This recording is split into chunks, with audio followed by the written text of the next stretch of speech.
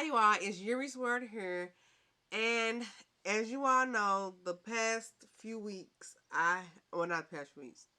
Last week, I wasn't feeling good, basically.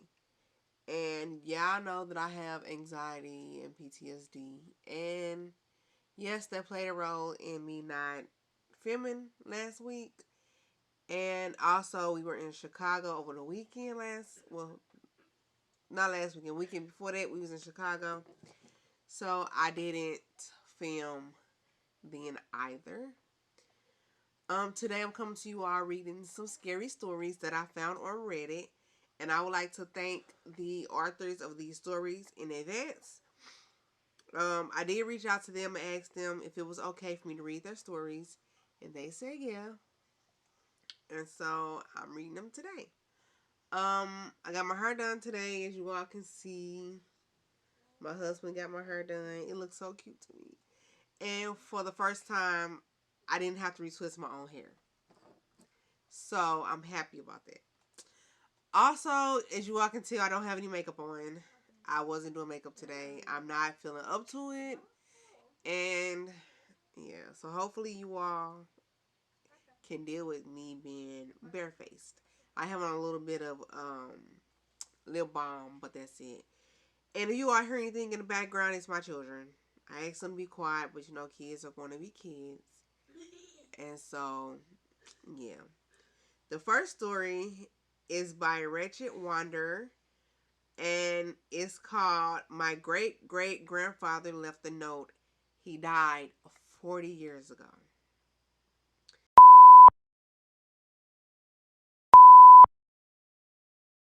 So, my great great grandfather died a long time ago, roughly 40 years ago by now. But I found a letter in his house when I was cleaning that old place up. I feel ready enough now to post this. Call me a superstitious loony, but it freaked me the actual freak out. I'll tell you some about him after the note, but just keep in mind we never found this until very recently. I know it has to come from him because it's in his handwriting and it was left in the drawer beside his bed where he died. No one touched that drawer. It was dusty and covered with all kinds of dead and alive things. After his death, nobody touched his things at all. But anyways, here is the full note. I don't know where I'm going. I don't know where I came from. I'm sorry for what I did. I think it was a mistake. God has held me accountable, and all you who make hurt and cry will suffer my fate. I don't know my name. I don't know my face.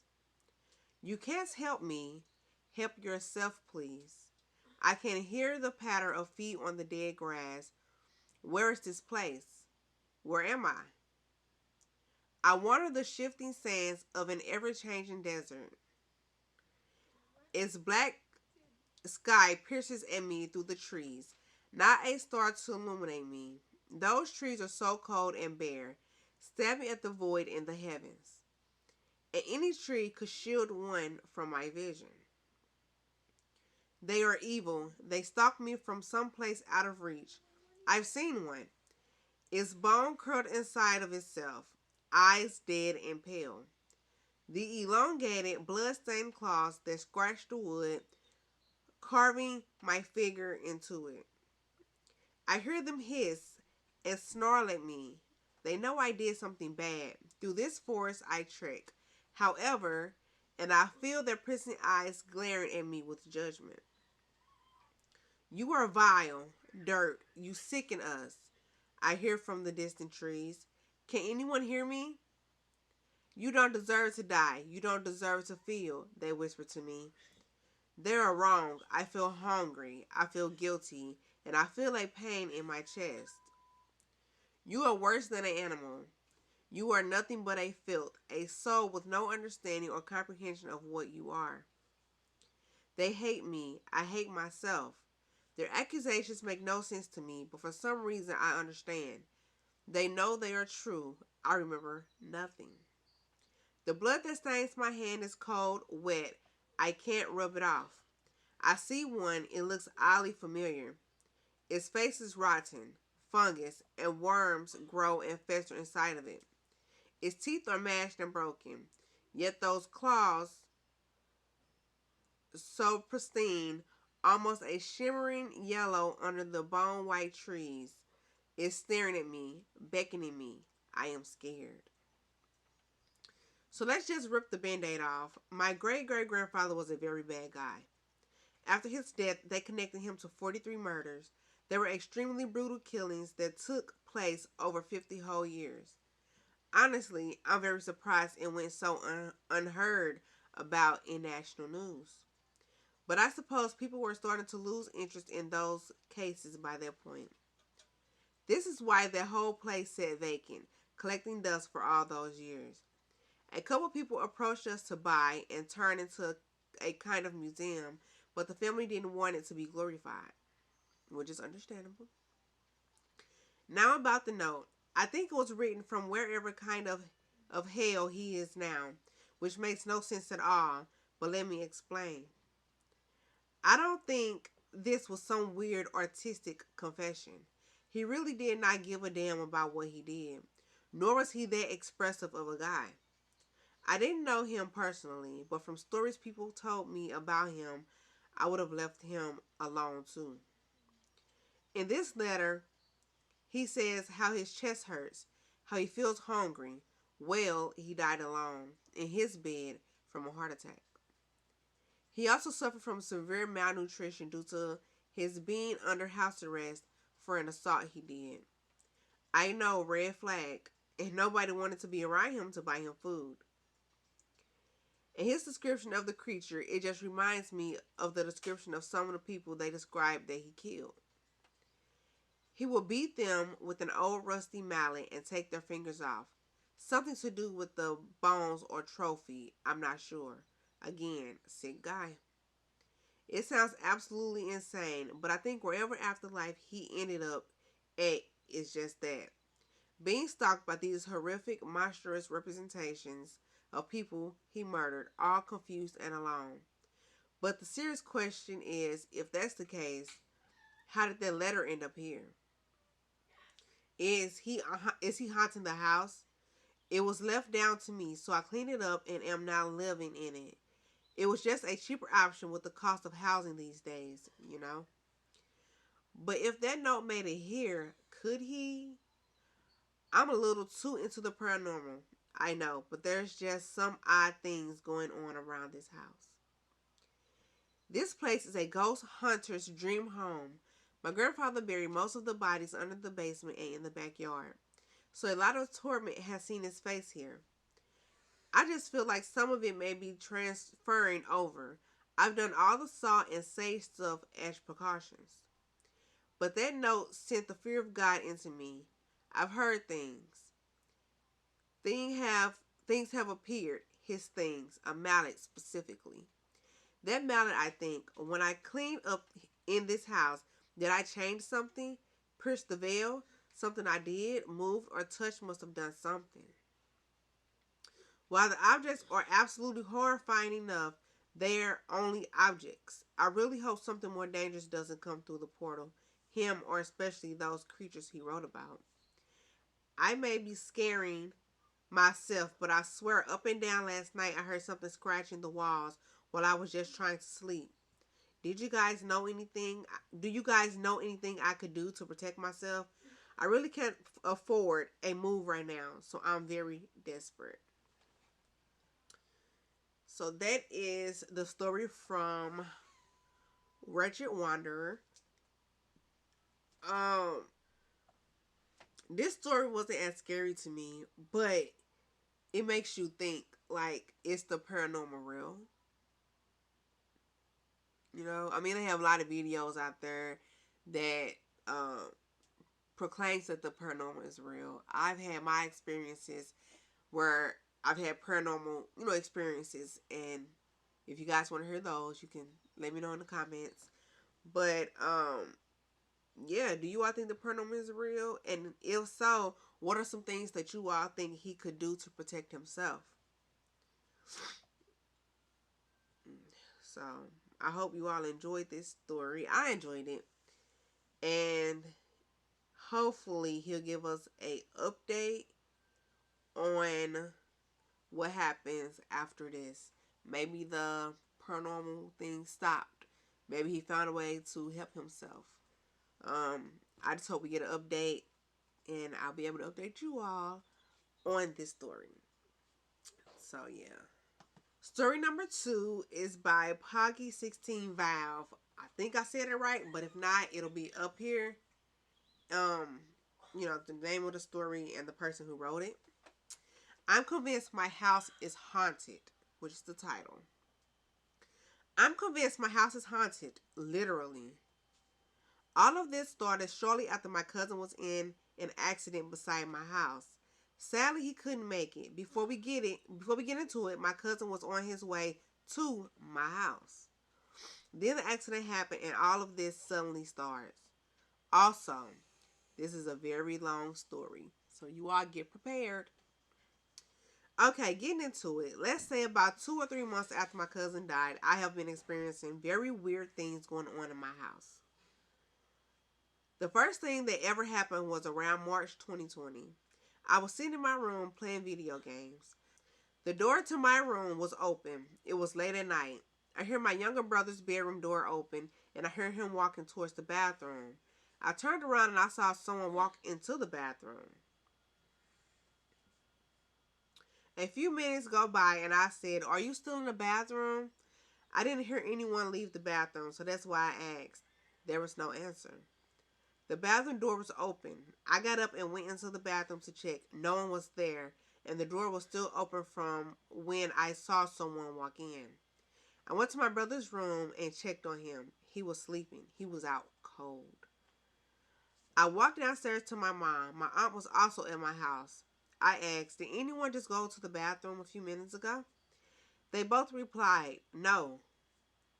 I then asked my mom where my sisters were. She told me that they were all sleeping. Second experience. I was downstairs doing something again late at night. I was probably getting a glass of water. As I was walking up the stairs for some reason, I just told myself to record myself walking up the stairs.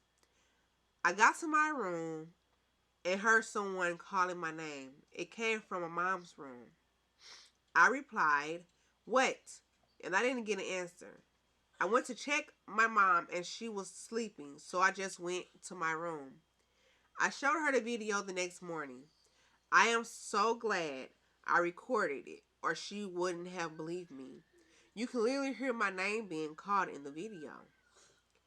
There's been a few times when my mom took photos in the house, and there's been faces in the photos. She showed everyone, and everyone can see the faces.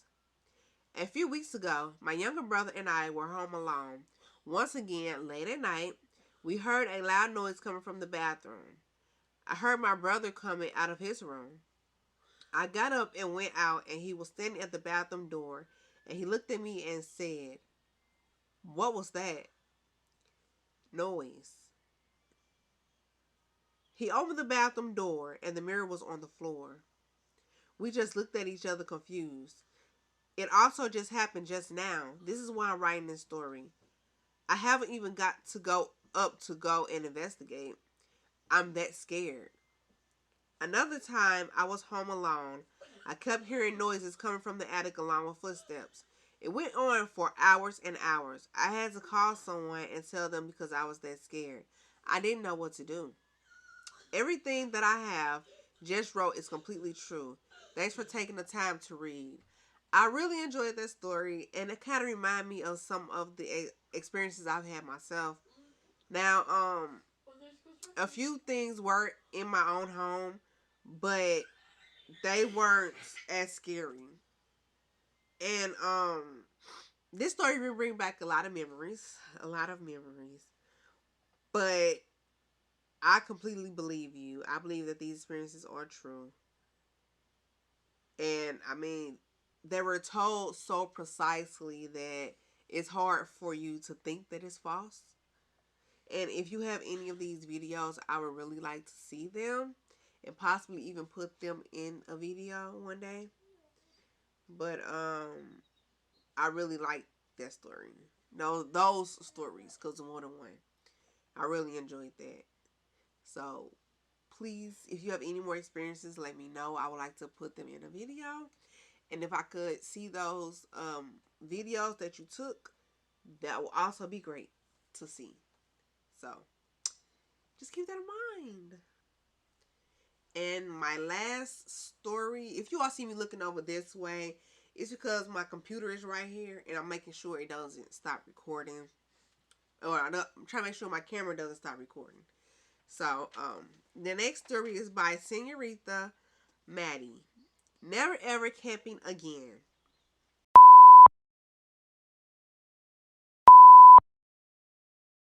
It was about 3 years ago. Me and my best friend Aaron and boyfriend Jamie decided to go camping. It was just us three, no parents, nothing. I was 15 at the time, so my mom trusted me to be responsible. Aaron was 14 and Jamie was 15. We are all in the same classes and became friends in kindergarten. We have been together ever since. We left the house at about 12:30 in the afternoon.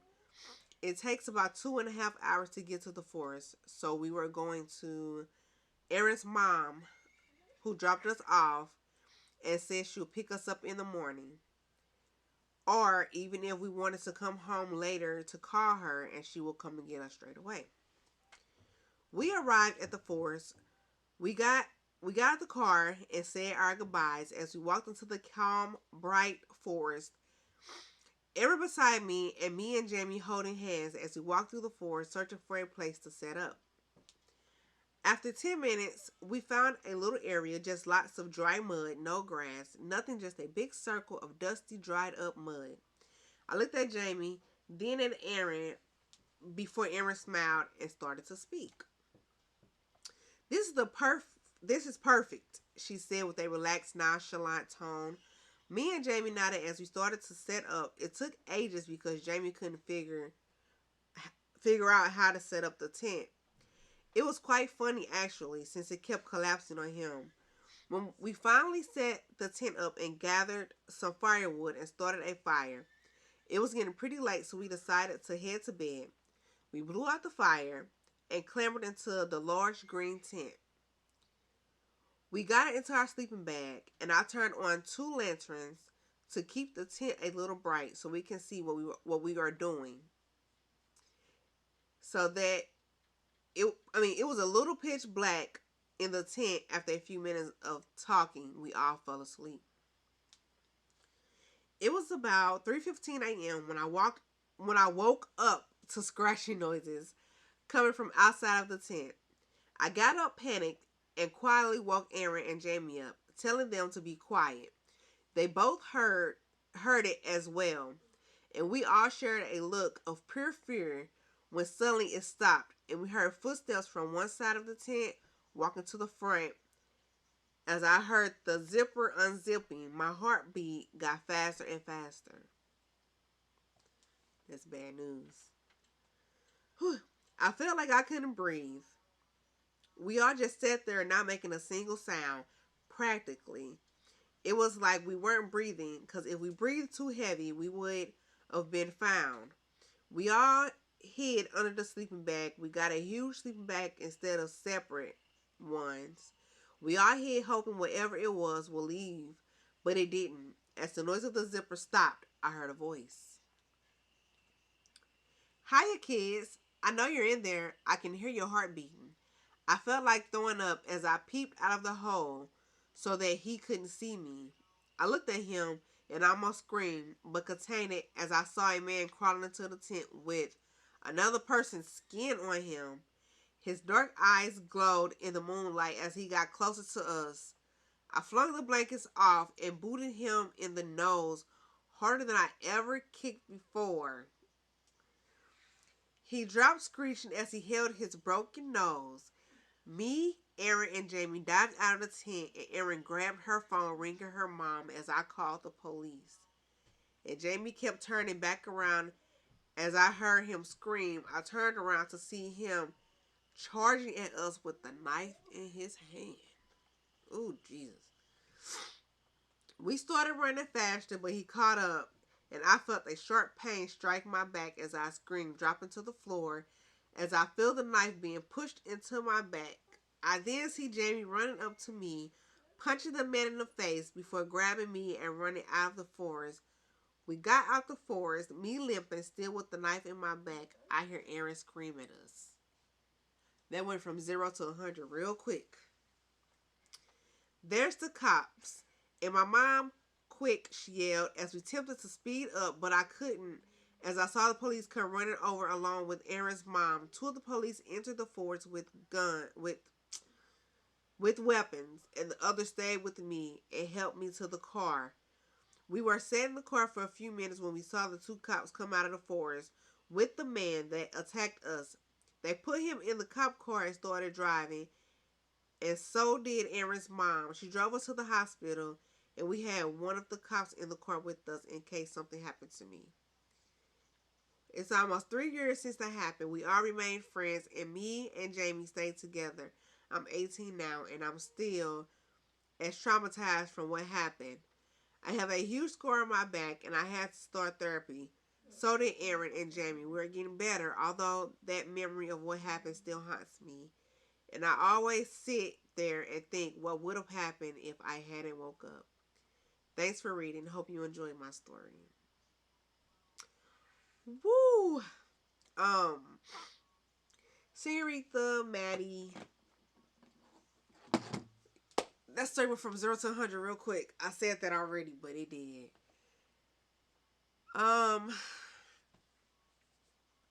Mental illness is real.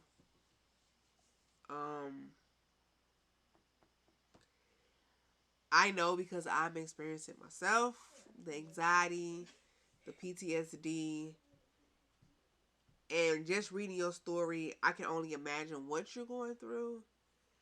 I don't know completely, but I can only imagine. And in hearing some of the things that you've been through, it takes time to get through it. It's going to take time.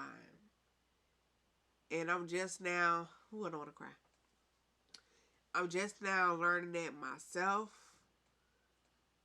because my situation happened 10 years ago. And I'm still dealing with it, like to this day. The anxiety started about 4 years ago, but it has gotten worse. I'm not saying yours will, and you all are getting help, and I'm getting help as well. But I'm just glad that you made it out safely, or that all of you all made it out safely.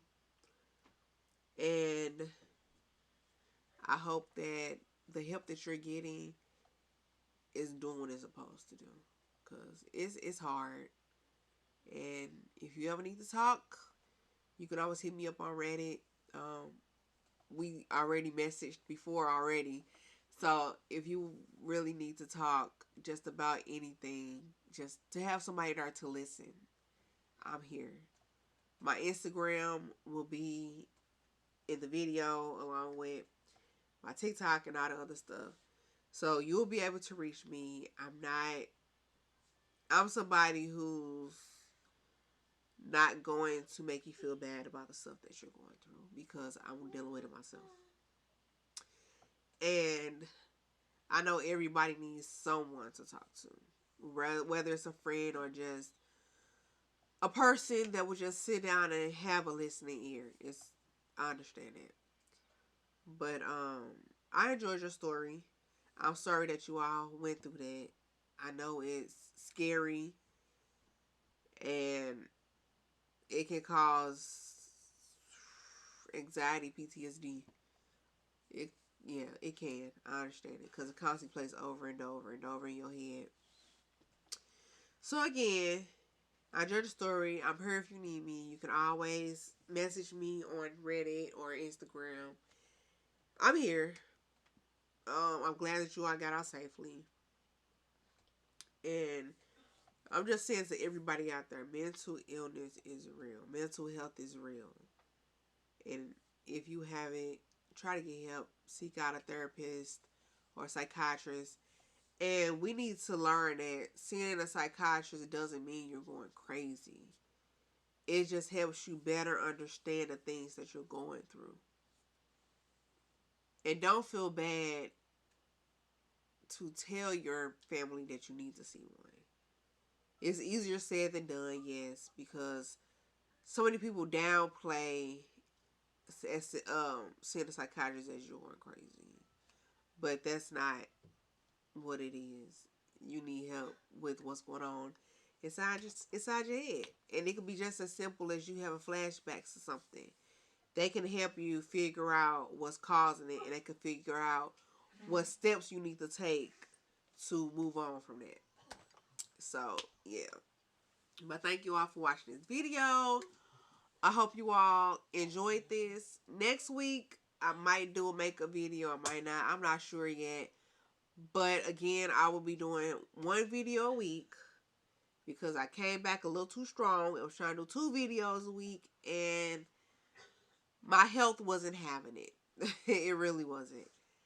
So, I'll see you guys again next week. And if y'all have any stories, you can send it to my subreddit. It'll be in my description box along with my Instagram, my TikTok, and Snapchat. So I'll talk to you guys later. Thanks for sitting here and listening to the stories, and I hope you all enjoyed it. Bye.